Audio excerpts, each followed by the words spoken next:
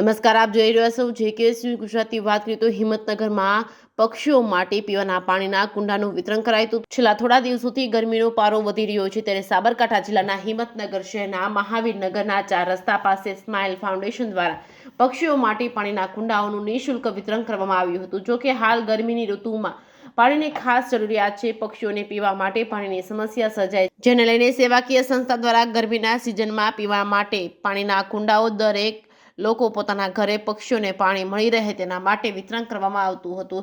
જોકે smile foundation દ્વારા દર રવિવારે વિવિધ કેમ્પનું આયોજન કરવામાં આવી રહ્યું છે, સાથે વિવિધ પ્રકારની સેવાકીય કાર્ય કરવામાં આવે છે. જોકે ઉનાળામાં ગરમીથી પક્ષીને રાહત મળી રહે 1000 પાણીના કુંડા, 300 જેટલા માળા સહિતનું વિતરણ કરવામાં આવ્યું હતું. આમ અબોલ પક્ષીઓ માટે પાણીના કુંડાના વિતરણ કરી અમૂલ્ય સેવાકીય કાર્ય કરવામાં આવે છે. જેકેએસ ન્યૂઝ ગુજરાતી સાથે અશોક નાઈ, સાબરકાંઠા.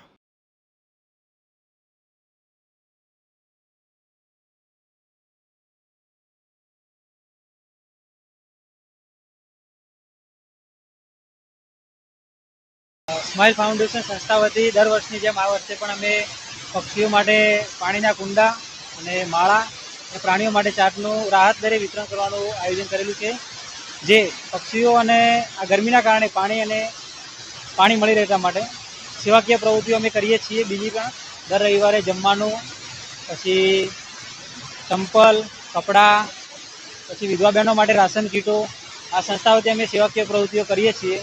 આ વર્ષે પણ અમે આ પાણીના કુંડોનો આ કેમ્પ કરેલો છે. 1000 પાણીના કુંડા છે, પછી 300 માળો અને 200 પ્રાણીઓ માટેની ચાટ રાખેલી. સ્માઇલ ફાઉન્ડેશન સંસ્થા છે, હિંમતનગર. મગનભાઈ રબારી.